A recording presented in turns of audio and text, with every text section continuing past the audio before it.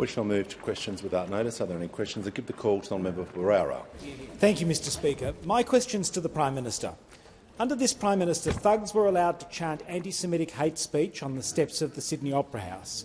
The Prime Minister refused for months to establish an AFP task force or convene National Cabinet.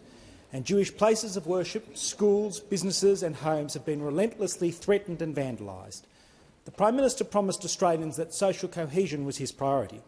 Prime Minister, with anti-Semitism getting worse, not better, what has our country become under your government?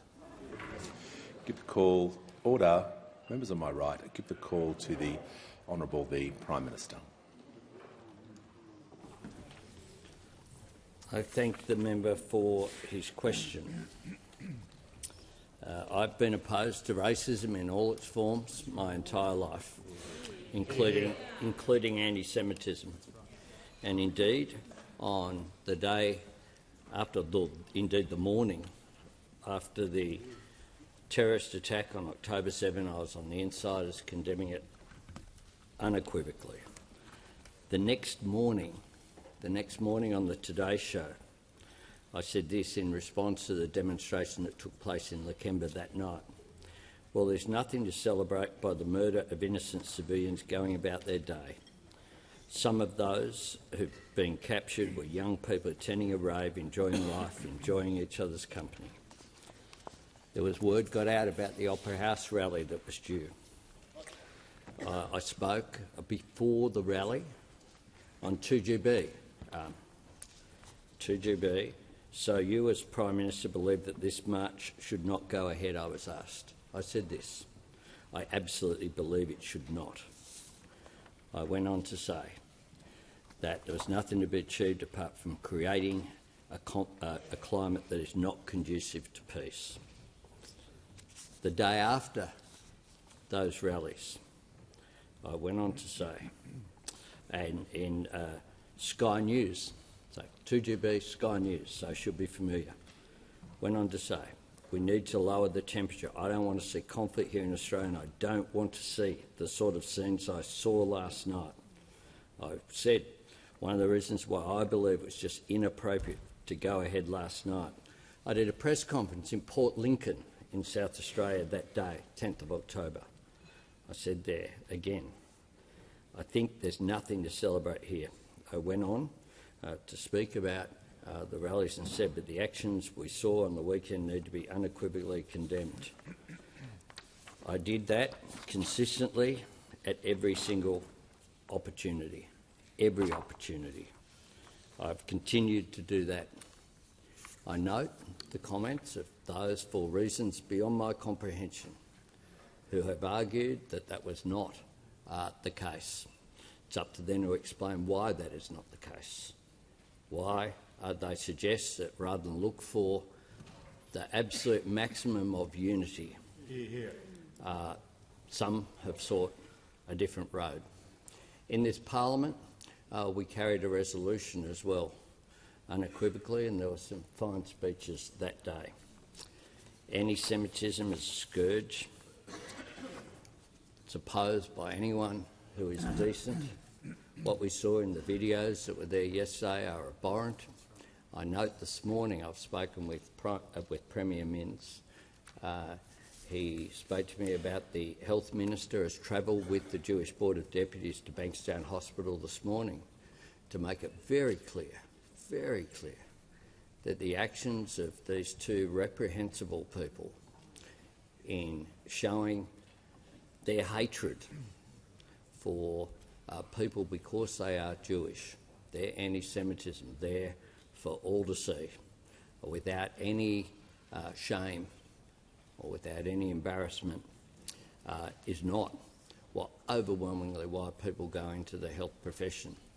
What I have sought and will continue to speak, and I ask my friend here to join me with it because we have been on unity tickets before, to join at every single opportunity to look for social cohesion and to look to bring people together rather than any suggestion that anything other than total condemnation of anti-Semitism is precisely what every person in my government has done, not just since October 7, but our entire political lives, as one of the reasons why people join the Labor Party, because they believe in cohesiveness in our society, because they believe in inclusion, because they believe in diversity, because they believe in respect for people regardless of their faith or their origins. Give the call to the honourable member for Lingiari. My question is to the Prime Minister.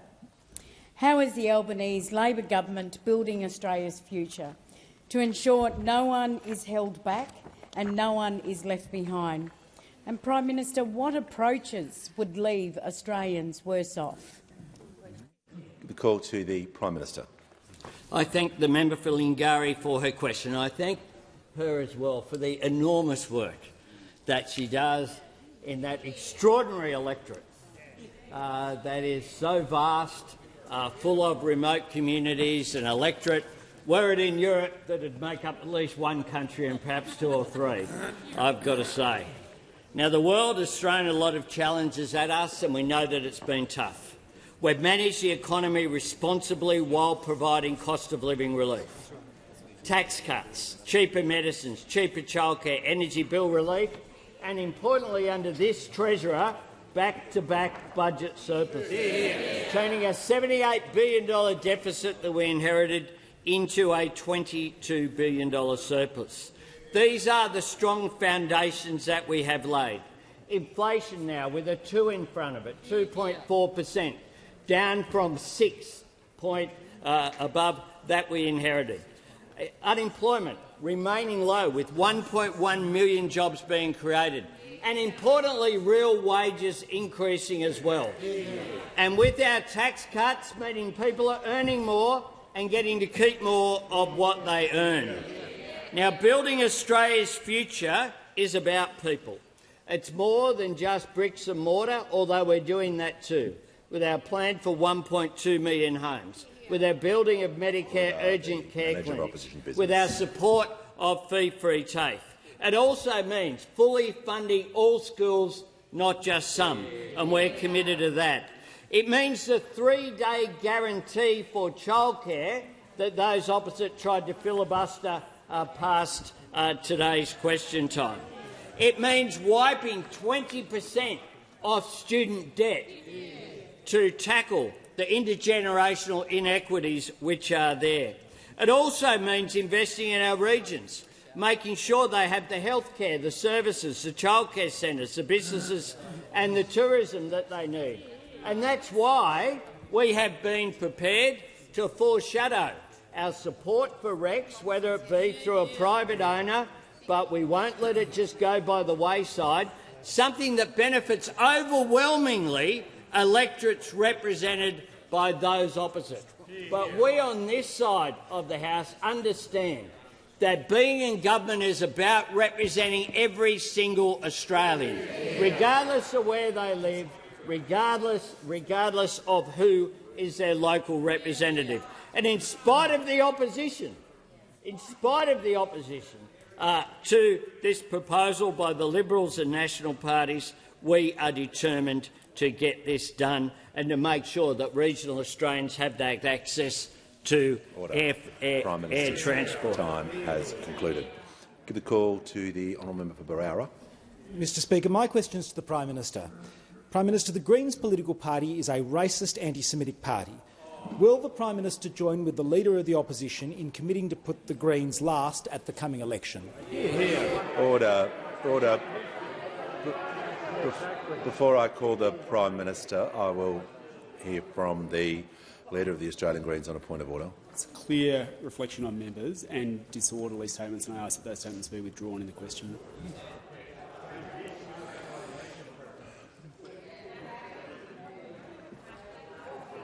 Order. Order. We're going to deal with this sensitively and respectfully. Order. The Minister for Industry. The Manager on a point of order. Thanks very much, Mr Speaker. In response to the point of order, and I suspect that you will share this view, and that is that it was not a reflection on any individual member. It was on the Greens political party, and the Prime Minister seems willing to answer the question. Yeah. I mean, there's a few problems with this question in terms of the Prime Minister's direct responsibilities. He can't be asked about party affairs, which is a long-standing part of practice, but he's indicated he's willing to take the question. I just asked the member for Barara to make sure his language is in line with standing orders. This is a very sensitive and hot topic, I understand that. But inflammatory language doesn't assist, I think, the chamber, but I'm not going to ask him to withdraw. But I just remind all members, because it wasn't directed to an individual. If it was, as has happened before, I would ask the member to go, but the member to withdraw. I just ask moving forward that we do use language which everyone can live with. The member for Warringah on a further point of order. Well, just for clarification and consistency, because my understanding from the standing orders is it's a reflection on the question included a reference to a party and completely separate to me, but that is a reflection on its members. And of course, Order, no. But the question is, I was required to withdraw when it was a reflection on policy. And yet here it is a reflection on a party, which is the members of a party, and that is not considered to be contrary to the standing order. So for consistency, which I'm sure everybody in this place would appreciate, I would submit respectfully that there is a discrepancy there. The manager on a further point of order. Well, thanks very much, Mr Speaker. I think there are lots of examples in practice that support your way forward, so I would submit that that point of order is not relevant. The Leader of the House. Sorry for the delay. I was just trying to find the reference. It's on page 517 of practice. I think the clerk's referring the same section to you, which does explain the situations where something that is otherwise generally said may still be required to be withdrawn. Yes. Speaker Snedden, back in time, followed a practice where a collective group of people were described in a certain way, and I won't read that into the chamber. And in the member's case, that was a slightly different variation where it was directed towards an individual. I'm not going to litigate previous decisions. I just want to remind all members, just to ensure that language is important in this place, and if I can ask members moving forward that you just reflect on that to make sure that everyone is comfortable. Now, we need to move forward, but that being said, I'm asking to assist the House for future questions that they comply within the standing orders and everyone has shown respect. The Prime Minister has the call. Speaker, I'll make 4 points. The first is you're quite right that within this chamber, leaders or indeed ministers can't be asked about their decisions to be made by political parties, and the question clearly went to that, and I refer to previous answers made by Prime Ministers, ministers, leaders of political parties that those decisions are matter for the political parties. That's the first point that I make, Mr Speaker. Second point that I make, I just refer to your comments about the concern about some of the language in the question. To say that, I just refer to the Director-General of ASIO's, Mike Burgess's comments about turning the heat down wherever possible. We all have a responsibility to do that. I think that it is in Australia's interest that that occur. I say that consistently. Yeah. The third issue that I will say is that the reasons why there are 4 currently members of the Greens political party in the House of Representatives, all 4 of them are there in the member for Melbourne's case, directly because the Liberal Party gave preferences to Adam Bandt, which saw upon Lindsay Tanner's retirement as the member for Melbourne, saw Adam Bandt elected, and he has continued to serve since. Order. The member for Fadden is warned. As for the other 3, the the Order. The member for Petrie. Just going to get through this answer. And of course, in Queensland, the Queensland LNP made a decision to put the Queensland Greens into the Queensland Parliament by giving them preferences and getting them elected. So that's the third point that I make. The fourth point that I make is that I joined at a very young age a major political party that sought to be a party of government, the Australian Labor Party, a party that I have supported since I came out of the womb, Mr Speaker, and a party that seeks to make a difference Order. Because, like many of us on this side of the House, we were raised in families in which being Labor and making a difference and standing up for fairness and equity was something that we were raised with from a very early age, whether it be from our parents or from the Josephite nuns, for that matter, Mr Speaker. Order. Order. Members on my left. The final point that I'll make, Mr Speaker. Order. The member for Mitchell is warned. We had this debate yesterday about the time. I don't think we want to go back in time.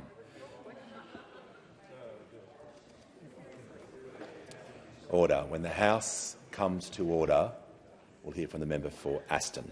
Thank you, Speaker. My question is to the Minister for Early Childhood Education. What action has the Albanese Labor government taken to start building a universal early education system that is simple, affordable and accessible for every family?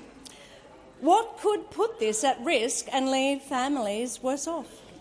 Give the call to the Minister for Early Childhood Education, the Minister for Youth and the Minister assisting the Minister on the National Disability Insurance Scheme. Thank you, Mr Speaker, and I do thank the wonderful member not just for her question but for the passionate way and her dedication to early childhood education and care in her electorate for Australian children right across Australia as well. Mr Speaker, it was very clear when we came into office that we inherited an early childhood education sector that was in desperate need of reform. And we've made significant progress on reforming the sector across those three pillars of affordability, accessibility and a sustainable workforce towards a vision of a universal early childhood education and care sector that is simple, that is affordable, that is accessible. Today, because of the actions of this government, there are 41,900 more educators in the sector.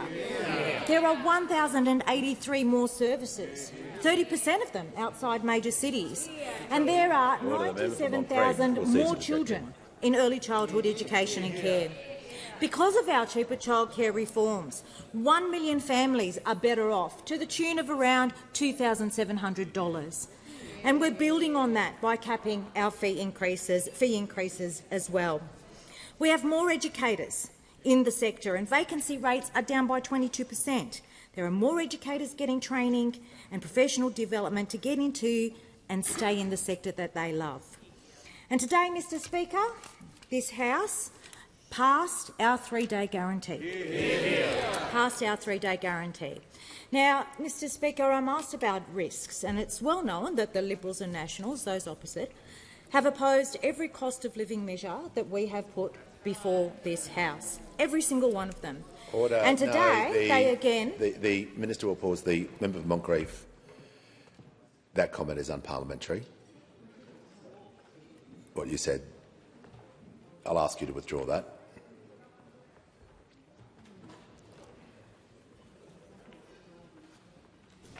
I withdraw. I thank the member. The Minister has the call. Thank you, Mr Speaker. And today we saw the opposition again vote against the cost of living measure. Because what they voted against today was they voted against 70,000 families saving $1,370. That's what they voted against. They voted against more children, particularly children from disadvantaged families, getting access to those transformative benefits of early childhood education and care. They voted against more women being able to get back to work. They voted against low-income families accessing affordable early learning. Member for Casey they voted will cease against interjecting. Aspiration, and they voted against a future. because they have no plan, no vision, no policy for early childhood education and care. Instead, they want to take us back to the days of high early childhood education and care fees, back to the days of low wages for early childhood education workers. No plan for a future, only a plan for bosses to get longer lunches and a plan for $350 billion worth of cuts. Well, Australians know. Today, Australians saw just what those opposites stand for. Give the call to the honourable member for Mayo. Thank you, Mr Speaker. My question is to the Minister for Communications. Just 1.6% of Australians solely use a landline, while nearly 90% have a smartphone. Will the government expand the universal service obligation to the mobile phone network in the regions? And if not, why not? Give the call to the Minister for Communications. Thank you, Mr Speaker, and I thank the member for her question. And I appreciate throughout this term the advocacy that she's provided for her constituents and her constructive engagement with me on a variety of communications matters across the portfolio. For the benefit of members, the USO stands for the Universal Service Obligation, and Telstra is designated as the Universal Service Provider. Basically, this is a requirement that has not changed under the current regime since it was put in place. It basically applies to landline services and, taken on a reading, a pretty basic kind of data service. The intention of the National Broadband Network, when it was conceived by Labor, was to ensure not only that we had broadband capacity across Australia, but that we had a wholesale-only access network, vertically integrated, that would provide competition into the regions. And this is where it matters. The member is very right that there is a complete lack of flexibility when it comes to the universal service obligation. That is why, in 2023, I announced that this government would undertake a full consultation into how a reform could be undertaken here and how it could best benefit, in particular, those living in regional Australia. And I also pay tribute to the member for Kennedy, who has been a staunch advocate for reform in this area. We have undertaken that consultation on the scope of services, and clearly there needs to be change. This has been strongly endorsed by every stakeholder in the area, be it from the National Farmers Federation to ACAN to the industry themselves. So it is encouraging, I would say, to the member for Mayo and everyone in this place that this is an area that is long overdue for reform, and no reform happened under the previous government for a decade. But despite that, we have not only undertaken a consultation on the scope of services, but how it should be funded. And there's a variety of ways in which that could happen. Telstra, as you know, has the contract as the universal service provider under those arrangements which happened when the NBN was conceived. They are due to expire not in the immediate term but in future years, not a long way away. So we need to determine now what that is going to look like. I can say to the member that the government has been working diligently in this area. We will have more to say very soon. But I'll make three very good points. Firstly, this is an area where reform was absolutely left lacking under the previous government. Secondly, this is an area where regional Australia has missed out because of that lack of reform. And thirdly, that lack of reform flies in the face of the fact that Australians have always been early adopters. They want the best technology, they want the best connectivity. What I can assure the honourable member is that Labor will be reforming this area, and I look forward to engaging with the member as we implement those reforms. Before I call the member for Lyons, I'd like to inform the House that present in the gallery today is a delegation of scientists and researchers who are in Parliament House today meeting with members and senators as part of the 25th year of Science Meets Parliament initiatives. On behalf of the House, welcome to question time. Call to the honourable member for Lyons. Thank you, Speaker. My question, my last in this place, is to the Minister for Health. How is the Albanese Labor government building Australia's future and strengthening Medicare by delivering more bulk billing, more doctors and cheaper medicines? Why is urgent action needed to strengthen Medicare after a decade of cuts and neglect? Order. Order. The Minister for Health and Aged Care has the call. Thank you, Speaker. I thank the member for Lyons for his question, but for his friendship over 9 years. He's been a terrific representative of his electorate and a terrific advocate for a stronger Medicare in Tasmania in particular. But he was also a fierce advocate for a Medicare urgent care clinic in Bridgewater, north of Hobart, and I was delighted to visit it after it opened very late last year. It's already seen more than 1,200 patients, Mr Speaker, in only several weeks, and every single one of them has been fully bulk billed. And that is so important for Labor, because for Labor, bulk billing has always been the beating heart of Medicare. It was from its very first day, but it's also always been very hard fought. It was opposed by the AMA. Bulk billing was opposed by the Liberal Party. Famously, John Howard called bulk billing an absolute rort, and of course the Leader of the Opposition tried to abolish it altogether. Well, today, Mr Speaker, the latest data say that around 4 in 5 visits to the GP are bulk billed. Now, for me, that is too low. For Labor, that is too low. We would like to see it higher, but it must be said, Mr Speaker, not everyone in this chamber shares that view. Back when he was the Health Minister, the Leader of the Opposition did a radio interview on Radio National in August 2014. The Minister will pause. The Manager on a point of order. Thanks, Mr Speaker. Point of order is on relevance. That question referred to why is more action needed. It didn't have a request for a comparison against alternative policies. So I don't think the question invited a compare and contrast in any way that would mean that this is relevant. It did. Order, only because the Minister was asked about the importance of strengthening Medicare after a decade of neglect. So that was in the question. Order. The member for Moreton will leave the chamber under 94A.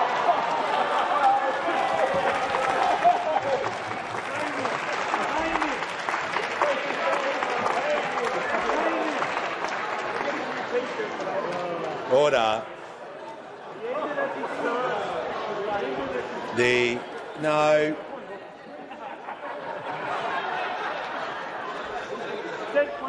Order. The Manager is entitled to raise his point of order, and no one will interject on him before or after, as a matter of respect. Minister in continuation. Poor Graham. So I was saying about 4 in 5 visits are currently bulk billed, which we think is too low. We'd like to see it high. But 2014, a decade ago when the cuts started, the Leader of the Opposition said this on Radio National. He said about 4 out of 5 services by GPs are performed for free, which is too high. Too high, he said, Mr Speaker, which explains why, of course, he then tried to impose a GP tax, and when he couldn't do that, imposed a 6-year-long freeze to the Medicare rebate. Well, we're about protecting Medicare, Mr Speaker. We're about strengthening Medicare, and at the heart of that is our effort around bulk billing. We've delivered in this term of parliament the 3 biggest increases to the Medicare rebate in 30 years. The first biggest, the second biggest and the third biggest. In 3 years, increasing the Medicare rebate by much more than they managed in 9 long years, Mr Speaker. And of course, we've tripled the bulk billing incentive. In Tasmania, that means bulk billing is up 7%, the biggest increase in the country, meaning more Tasmanians can afford to go to the doctor, and they are. GP services are up in the last 12 months by 4% in Tasmania, again the biggest increase in the country, Mr Speaker. But unlike the Leader of the Opposition, that's not good enough for us. We know there's more we need to do. But the Leader of the Opposition, of course, has different priorities. He's going to prioritise long lunches on the taxpayer's dime and $600 billion into nuclear power plants, and that's why no one trusts him with Medicare. The Minister's time has concluded. Give the call to the Chief Opposition Whip. Thank you, Speaker. My question is to the Prime Minister. Tomorrow it will be 1,000 days since the election of the Albanese Labor government. The Prime Minister promised a $275 cut on power bills and that life would be cheaper under Labor. Instead, working households are now paying up to $1,000 more for energy than promised. Their cost of living has increased by nearly 20%, and they are suffering the longest recession on record. Why won't this Prime Minister apologise to Australians for his weak leadership, bad decisions and wrong priorities? Order. Order. Members on my right. The Prime Minister has the call. I thank the member for his question. Well, Mr Speaker, we're strengthening Medicare. They want to cut it. We're growing wages. They want people to work longer for less. We've cut taxes for every single taxpayer, including those in the electorate of Ford. The member for Ford voted against it. Order. Voted against it. We've made medicines cheaper. You've voted against it multiple times. We're building new energy now. You support a plan to build nuclear power stations in the 2040s, even though AGL have made it very clear that coal-fired power stations just can't keep going forever, and there'll be energy shortages. We're backing a future made in Australia. You want to send jobs and industries offshore because your plan, the member for Ford's plan, Order. and this bloke, Order. This bloke's plan. Prime Minister can direct his remarks through the chair. Yeah, this bloke's plan here, who he supports, they have a plan that envisages 40% less energy use, 40% less energy use than what the Australian Energy Market Operator says will be necessary. That means less manufacturing, less jobs, less economic activity. We're cutting student debt by 20%. Those opposite say it's very, very bad. We're making free TAFE permanent. Those opposite say that free TAFE has no value for the 600,000 Australians who benefited from it. We've given early educators a 15% pay rise. They mock it and call it waste. We have rescued aged care from crisis.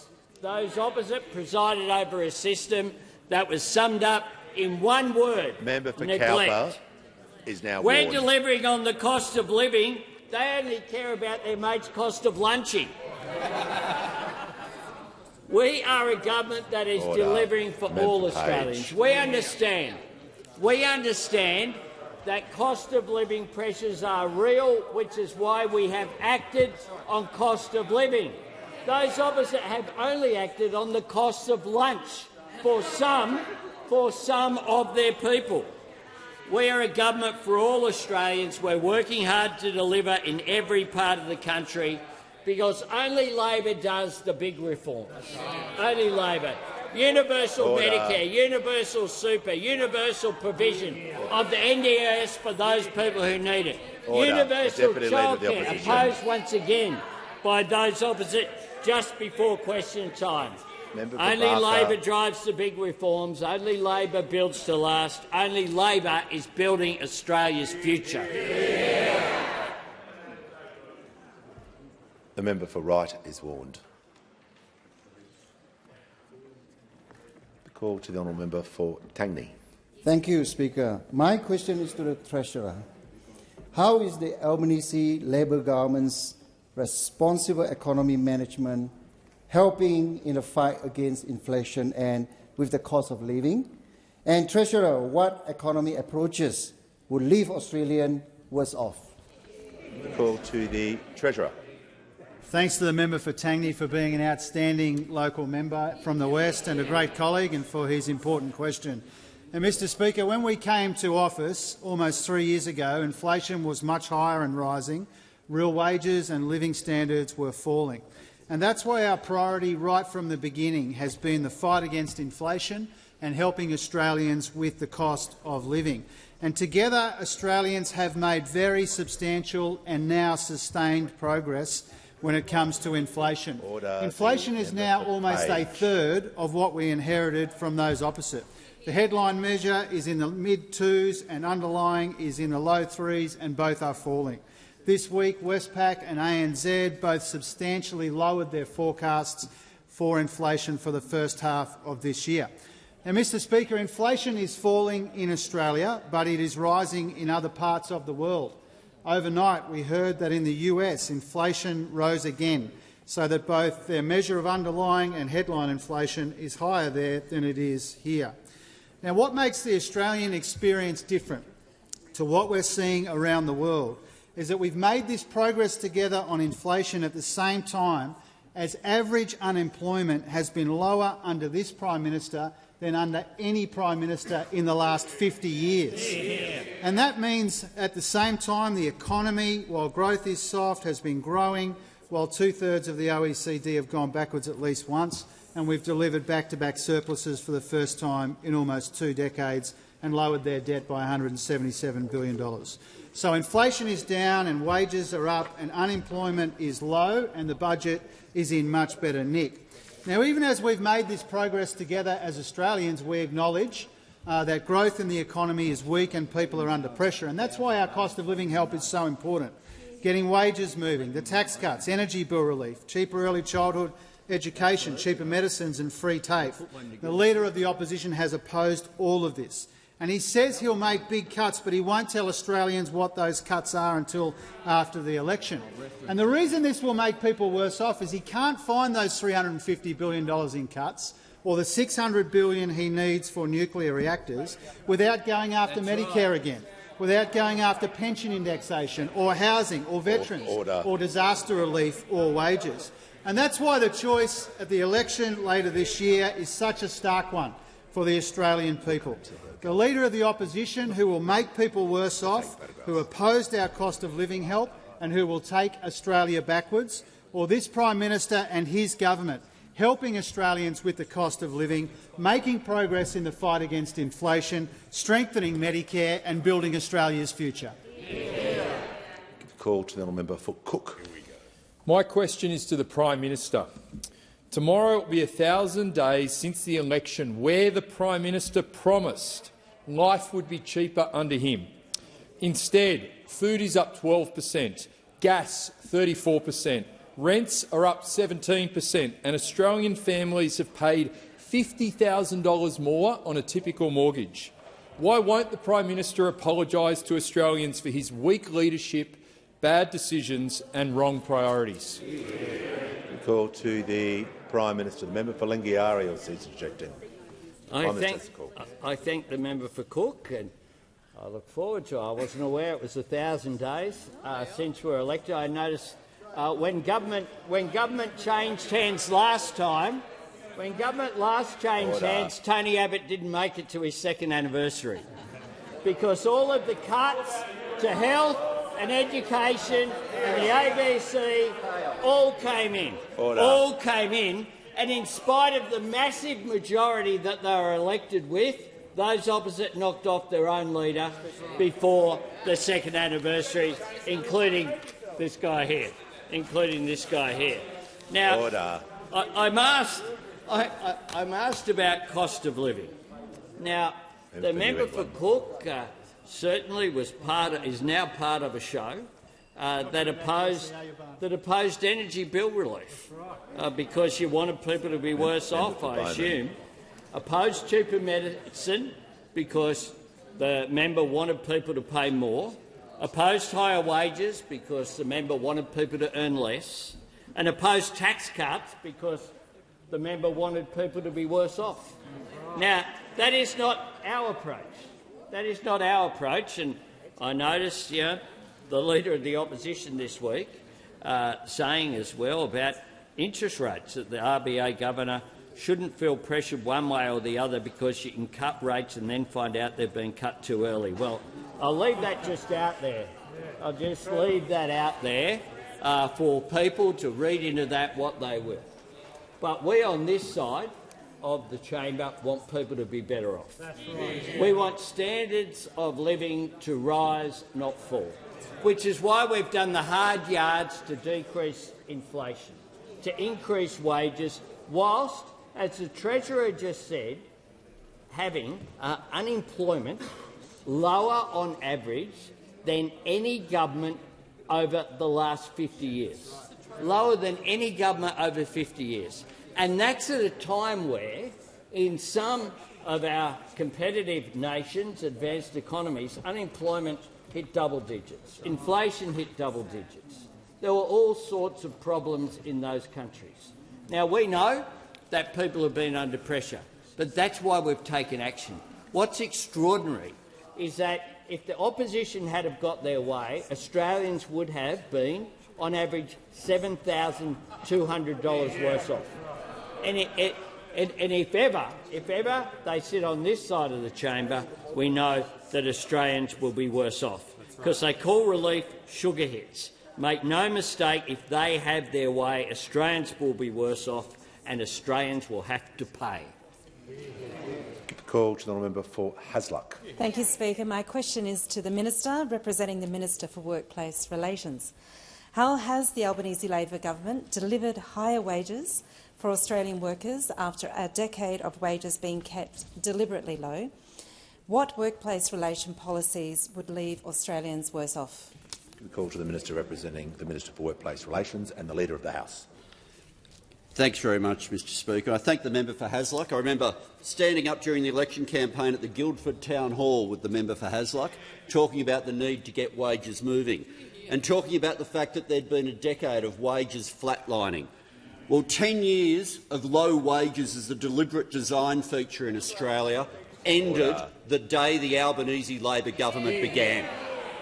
Because with that one word of absolutely, there was a change from wanting to keep wages deliberately low to wanting to get wages moving in this country. You can only imagine, with global inflation, what the wage freeze of those opposite would have meant over the last 3 years if they'd been able to continue with it. Because every single thing we have put forward to get wages moving in this country, they have opposed. When we moved to fixed bargaining, they opposed it. I remember them arguing why we had to not go to these new bargaining rules. It was because it would push wages up. Well, yes, and it has. And people needed to get pay rises in this country, just like we needed to have same job, same pay, just like we needed to criminalise wage theft, to have minimum standards for gig workers.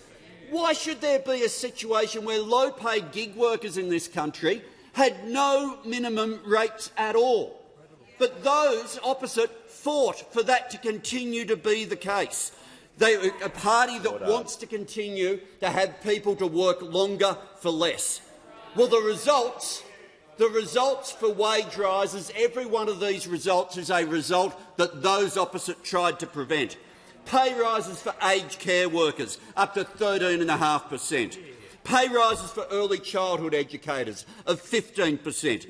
In 3 years, minimum wage workers now have a weekly increase over those 3 years now of an additional $143 a week, for the lowest paid in the country. 27% increase in bargaining. Flight attendants, coal miners, meat workers, all earning more, and at the same time the days lost to industrial action fallen by 63%, down. More than 1 million new jobs, more than half of them full-time. Danielle, a mine worker in the Hunter, who I've referred to before, who got her pay rise because of same job, same pay, an exact policy that those opposite have said they will take to the election to undo. Are you going to cut her pay, or are you just going to freeze her pay? Because if same job, same pay goes, it's the only reason Danielle's now paid the same as her workers, which is why she says she's now in a position to purchase a home. Call to the honourable member for Flinders. My question is to the Prime Minister. Tomorrow it will be 1,000 days since the election of the Albanese Labor government. The Prime Minister promised Australians he would halve migration numbers. Instead, the Prime Minister is bringing 1.8 million more people into Australia over 5 years during a housing crisis with higher rents and fewer homes being built. Why won't this Prime Minister apologise to Australians for his weak leadership, bad decisions and wrong priorities? Order. Give the call to the Prime Minister. Thanks very much, Mr Speaker, and I thank the member for her congratulations on our 1,000 days in office. The leader of the opposition and those opposite want to present themselves somehow as a fresh new face during their campaign over coming months, no doubt, just like his predecessor Scott Morrison did. But the truth is that he was a part of it all. 1,000 days ago, tomorrow, we did inherit a fair bit. We inherited a crisis in aged care that had been summed up with one word: neglect. We have now done what those opposites said couldn't be done, which is to put a nurse back in nursing homes 99% of the time. We're paying workers properly. Our older Australians are getting the care and dignity that they deserve. All in place. Those opposites said it couldn't happen. In Veterans Affairs, we inherited a system where literally those men and women who had defended us, our nation, our democracy— Order. Can't be Members on relevant. my right. Can't be relevant. Order. Can't be relevant. Order. Prime Minister's just going to take a break so I can hear from the manager. Well, thanks very much, Mr. Speaker. The point of order is on relevance. The question was focused on levels of migration, nothing that the Prime Minister is referring to, and the Prime Minister needs to explain why his record migration program in a housing crisis is justified. Okay. If it was just on that topic, you would be correct. But when you phrase a question about the Prime Minister's leadership, about the priorities and asking for an apology, the Prime Minister is obviously going to take an argument as he sees fit with that part of the question. So he's directly relevant and he'll continue. Thanks very much, Mr. Speaker. He's new, Mr. Speaker. He's new to the job. In Veterans Affairs, there were 60,000 people waiting for payments that they had earned due to their service for our country. People died waiting to get entitlements that they deserved. That's before we get through to the human impact of the robo-debt scheme. 1,000 days ago, we inherited a crisis in skills, the worst skills shortage in 50 years. We inherited inflation that was rising. We inherited wages that were falling. We inherited a crisis in health with Medicare bulk billing in freefall. We inherited a crisis in the NDIS, rorting and rip-offs, packages being cut. We inherited a fiscal crisis, $1 trillion in debt and deficits, including $78 billion being forecast in that first year, and a crisis in accountability as well. We inherited after a Prime Minister who had sworn himself into multiple portfolios, in some cases without any knowledge, including the bloke he shared a house with at the Lodge. The Treasurer didn't know that there was another Treasurer. It was just extraordinary. That was the chaos that we inherited from those opposite. No cabinet processes, just overheads. Overheads in the cabinet room. We inherited a crisis in energy, of course, an ageing grid, 4 gigs out, 1 gig in.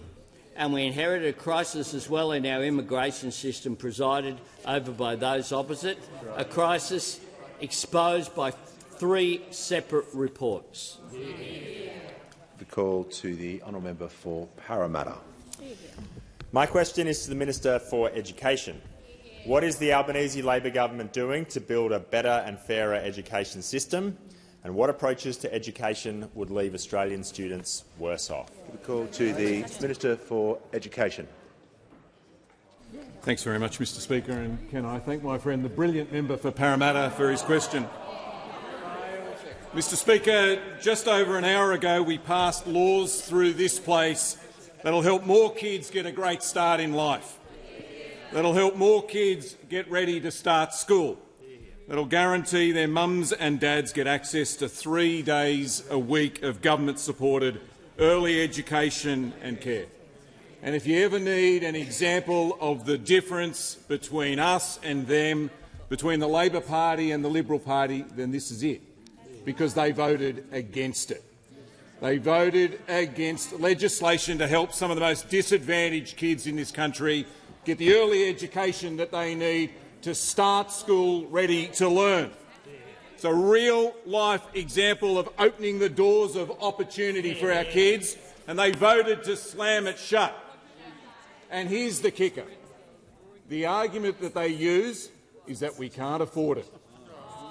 But apparently we can afford billions of dollars for bosses to have lunch on the taxpayer. There's the difference. A 3-day guarantee for our kids under Labor, or a 3-course guarantee for bosses under the Liberal Party. And this is not the only place where the difference is clear. We're fixing the funding of our schools, and we're tying that funding to the sort of things that will help children who fall behind at school to catch up, through things like free tutoring. If they win, that all goes. Free tutoring replaced by free lunches, again, leaving our kids worse off. And if we win the election, we'll also do something else. We will cut student debts of 3 million Australians by 20%. If they win, that won't happen either, because they're opposed to that too. And, Mr Speaker, here's the press release from the Shadow Treasurer on the 3rd of November, on the day that they said they were opposed to cutting student debt by 20%. And I promise you I'm not making this up. Their argument for opposing it is this, quote, "There are no free lunches in economics." Well, turns out there is, but only for the bosses.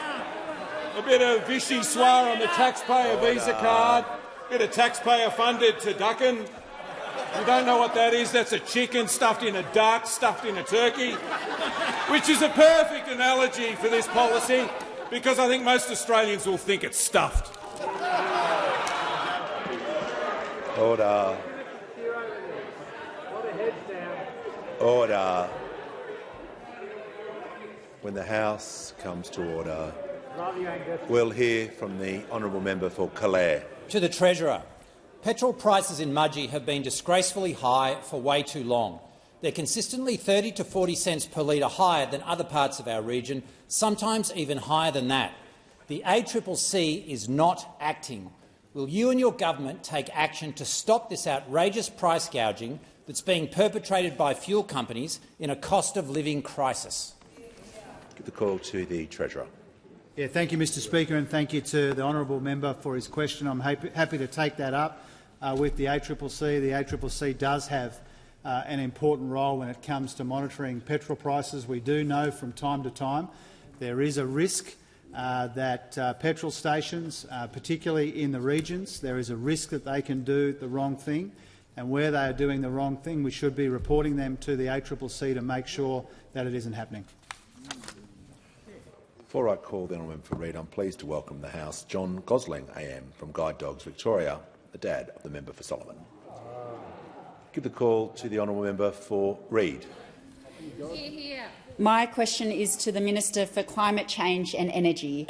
How is the Albanese Labor government's energy plan helping Australian families and small businesses with their energy bills?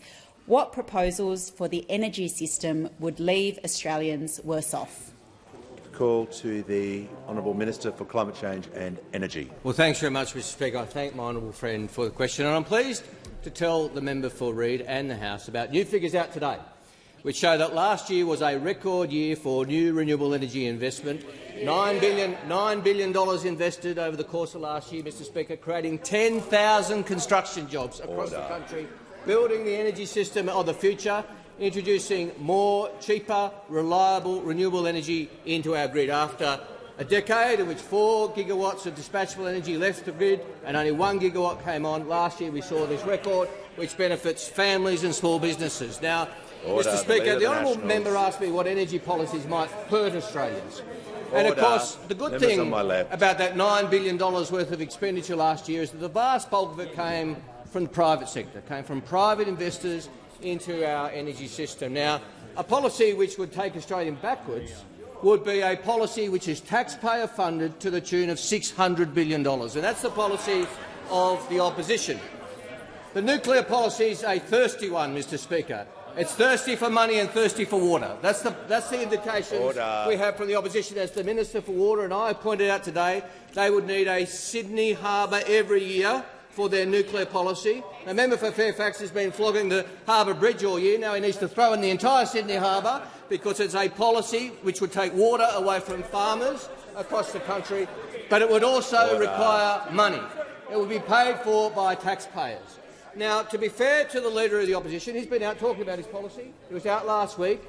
He subjected himself to an interview with that Pulitzer Prize-winning journalist, Peter Credlin, and he was asked during that interview about his nuclear policy, And I've got to say, Mr Speaker, this interview is being compared to the Frost-Nixon interviews for its searching intellect, for the tough questions.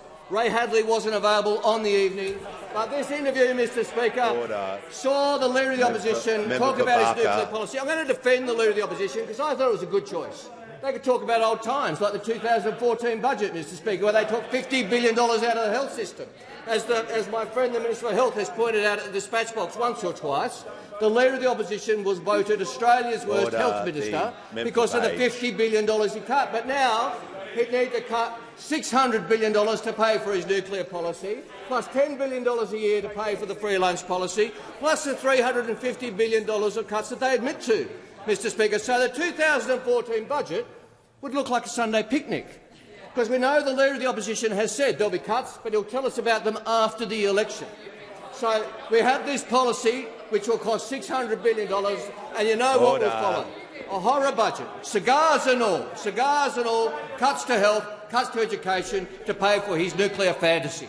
The call to the member for Bass. My question is to the Prime Minister. Tomorrow it will be 1,000 days since the election of the Albanese Labor government. The Prime Minister promised Australians that he would deliver 1.2 million new homes. Instead, mortgages are up, approvals are down, construction costs are skyrocketing, rents are through the roof, and the Australian dream of home ownership has never been further out of reach. Why won't this Prime Minister apologise for his weak leadership, bad decisions and wrong priorities? Call to the Prime Minister. I thank the member for Bass for her question. It has indeed been 1,000 days, and 84% of taxpayers are better off because of our tax cuts. 84%. 1,000 days and $1 billion have been saved thanks to cheaper medicines. 1,000 days and 1.1 million free doctors' appointments at urgent care clinics, including the one in your electorate. 1,000 days and 5.8 million extra bulk billed appointments thanks to our bulk billing increase. 1,000 days in the upgrade of Launceston Hospital, delivered by this side. 1,000 days and 2.6 million award wage workers with better pay. 1,000 days and over 1 million families have an average of $2,700 cheaper childcare as a result of our reforms. 1,000 days and 600,000 Australians getting access to free TAFE. 1,000 days and thousands of workers earning more because of same job, same pay, including Nicole, who I met in Queensland, earning more than $30,000 additional just by being paid the same wage as the person they're working beside, doing the same job with the same experience. 1,000 days and we've delivered 1.1 million new jobs. Now, the member for Bass is part of an operation that have delivered three policies. One, the $10 billion to fund long lunches for businesses. I say to Australians, they'll keep asking you to dig deep so someone else can dig in. Simple as that. Two, $600 billion to build nuclear reactors. Now, there won't be any of them in Tasmania, but Tasmanian taxpayers will pay. The Prime Minister will pause. The member for Bass on a point of order. Relevant, Speaker. There's not much left of the answer, and the Prime Minister hasn't mentioned housing, which was what I asked about. Order. The Prime Minister's got 48 seconds. Just make sure his answer is being directly relevant to the fairly broad question, but it was about housing as well. Thanks, Mr Speaker. Prime Minister has the call. Well, I'll tell you what will happen with housing with the third policy. So we have the free lunches, we have the $600 billion nuclear reactors, but we've got a third policy as well from those opposite, cuts to everything to pay for it, including cutting the Housing Australia Future Fund. Less money for public and social housing.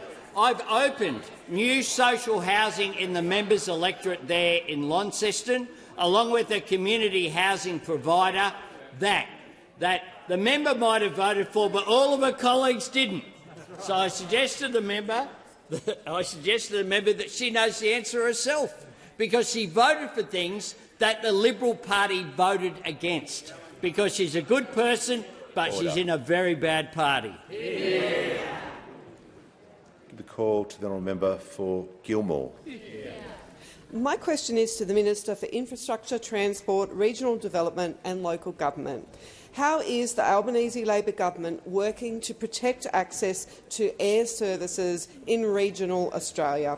Are there other approaches that will leave regional Australians worse off? Call to the Minister for Infrastructure, Transport, Regional Development and Local Government. Thank you very much, Mr Speaker. Can I thank the member for Gilmore for the question? I know she is a fantastic supporter of regional aviation and a great supporter of the announcement we made just this week about investments in her electorate at the Moruya Airport that she has advocated for. Of course, the Albanese Labor government is building Australia's future by working to ensure the future of critical aviation services in our regions. We believe that Australians living in regional and remote communities deserve access to air travel that is affordable and is reliable.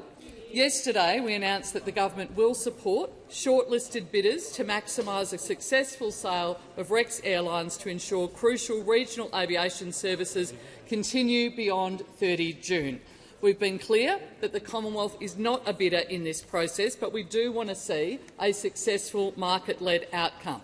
When markets fail or struggle to deliver for regional communities, the government does have a role. It has a role to ensure people don't miss out on opportunities, education and the critical connections that aviation brings. The same is, of course, true in telecommunications as well.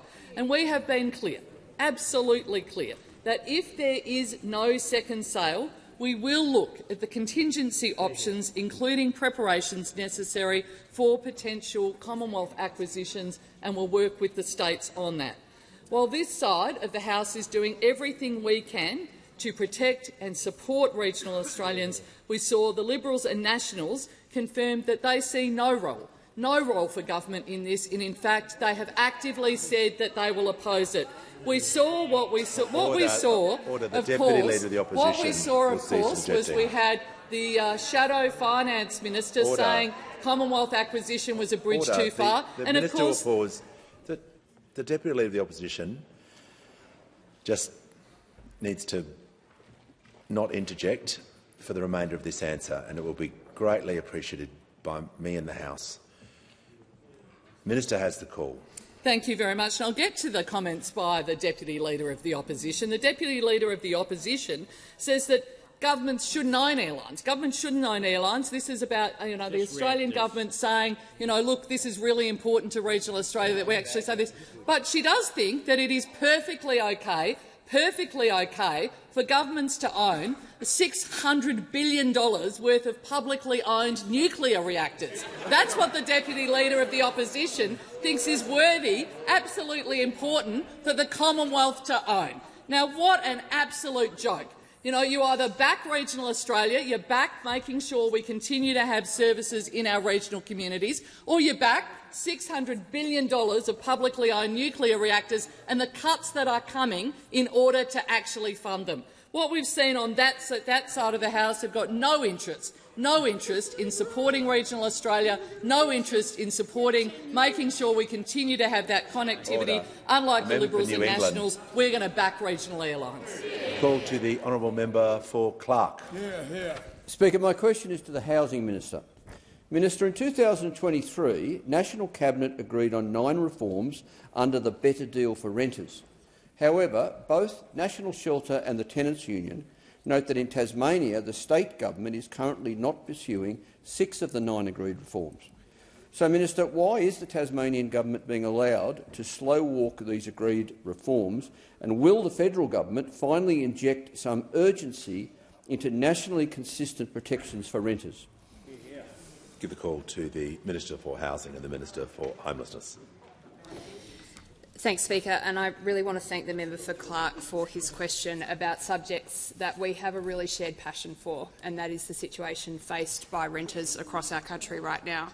I know that the member will be meeting with his constituents, as I do, not necessarily young renters, but renters who are middle-aged, who've got children of their own, and who are living in that precarious situation where they're getting moved from property to property and sometimes having to move their kids from school to school.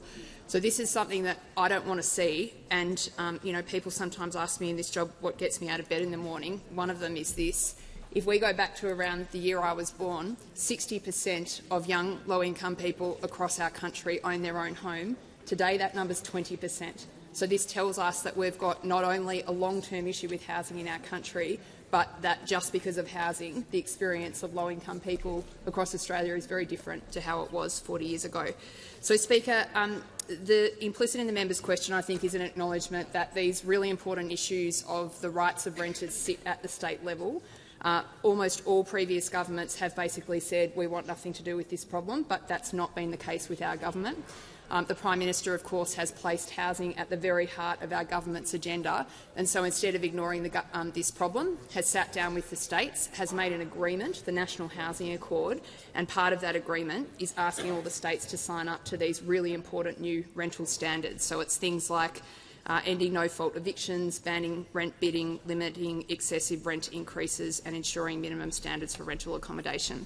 So the member asked about the performance of the Tasmanian government. Each of the states reports into me in their progress, and the last report I received was December 2024. Tasmania reported that they are complete on 7 of 9 of their requirements and 2 of 9 are in progress. So I see you shaking your head there. The national shelter numbers are from a few months earlier, and I think that probably explains the discrepancy. But if the member doesn't mind, I'd really appreciate the opportunity to sit down with him and go through the report, and I'm very happy to work with him to push the Tasmanian government to move faster. I can tell you, no one wants the states to move faster on this than me. It's part of a really important part of the government's urgent housing agenda, and I thank him for his question. Call to the member for Bennelong. Thank you, Speaker. My question is to the Prime Minister. What has the Albanese Labor government done to help ease cost of living pressures Australians are facing? Are there any approaches which would make Australians worse off? Prime Minister has the call. I thank the member for Bennelong for his question. It was terrific to be with him in Eastwood last Saturday at the Lunar New Year celebrations. We have an economy that is growing. We have inflation which is down to a 4-year low. We have wages that are up, pay packets growing at the fastest pace since 2012. Unemployment on average is the lowest it has been under any government in 50 years in the context of a global economic crisis. 1.1 million jobs created, more than 2/3 of them have been full-time. We have the smallest gender pay gap on record. Fewer days lost to industrial disputes, a record number of small businesses and record business investment. We've delivered tax cuts for every single taxpayer. Cost of living support rollout, energy bill relief, cheaper childcare, cheaper medicines, extra GP appointments, free TAFE, the largest increase in rent assistance of 45% over 2 increases in 30 years. Student debt relief for 3 million Australians with more to come.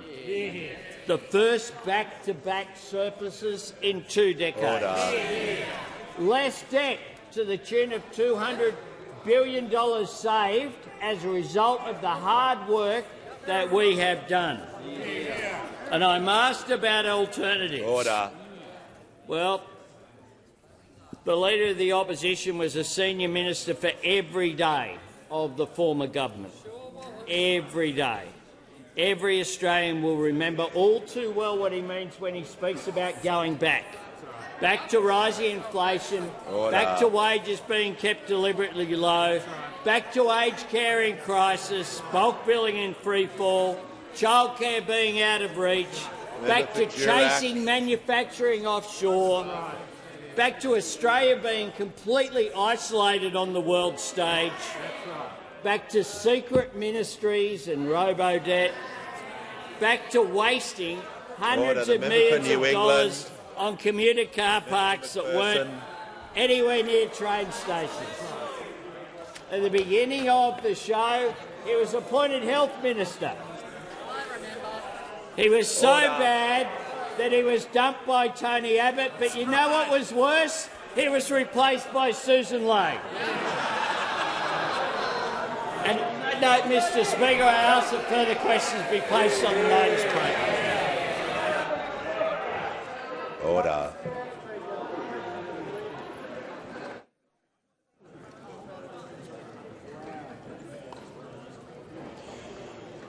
I present the Speaker's response to Recommendation 3 of the report of the Standing Committee on Procedures entitled Maintenance of Standing Order and Sessional Orders. I'll just deal with the Leader of the House with papers. Present the government response the to the Kennedy, House of Representatives Standing Committee on Procedure report, maintenance of the standing and sessional orders. Leader of the House. And I move that leave of absence be given to every member of the House of Representatives from the determination of this sitting of the House to the date of its next sitting. I'll put the question. Those opinions say aye. Against no. I think the ayes have it. The member for Kennedy has indicated he is seeking the call. It's the House to raise a matter of great importance. Mr Speaker. You may proceed. We have had the worst flooding maybe in the nation's history in North Queensland. 500,000 people have been trapped. They have no way of getting out. Helicopters can't get in, planes can't get in, boats can't get in. There is no way you can get off the coastal plain. On one side is a great dividing range, 5,000-foot high mountains, and 30 kilometres away is the Pacific Ocean. There are 3 roads that are utterly impassable, even in good times, and are utterly impassable now, and we can't get back to Townsville. So, I mean, there is a great urgency, and we shouldn't have to go into a calamity of this nature.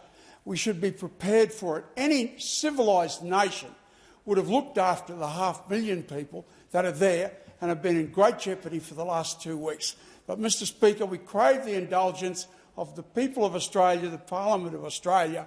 We need a tunnel to get out of that captured situation. Infinitely more importantly, we need an upgrading of the road system from Tully back to Townsville so we can get out that way. And infinitely more importantly, and the Prime Minister himself gave the first monies for the Great Inland Highway that got it started, and there's been $2,000 million spent on it now from his $28 million. And it just needs 10.8 kilometres to get completion, so we've got an alternative way out. Now, all right, we need to be able to get back to Townsville, but we need a tunnel at the other end so we can get onto this highway, Mr Speaker. But 500,000 Australians have had their lives placed in very grave jeopardy. We've lost 2, arguably 3 lives that we know of already. Indulgence, the Prime Minister. Look, I thank the member for Kennedy, not just for his contribution today, but more importantly for his extraordinary representation of the people of that region over 50 years. And I was with the member for Kennedy there last week at the bridge that had collapsed, and we witnessed the extraordinary work of the Australian Defence Force in making sure that access for essential services was upgraded there. And I think I would like to think it was my decision, but I've got to say that the blokes who were doing that were just extraordinary in the Australian Defence Force, showing their skills in engineering. And I pay tribute to them and the other workers, the emergency service workers who were on the ground there in Townsville, along with the member for Kennedy, the Premier, Premier Crisafulli, the Minister for Emergency Management, Senator Jenny McAllister, and the Mayor of Hinchinbrook, who got driven and then walked across in his thongs and shorts, in amongst what was still pretty muddy. There, I have had conversations with the Premier as well as the member for Kennedy. As late as yesterday, I talked with the Premier again when I informed him that I'd signed off on considerable grants through $100 million worth of support for people in that community. The member raises one of the issues he raises with regard to roads is the Kennedy Development Road.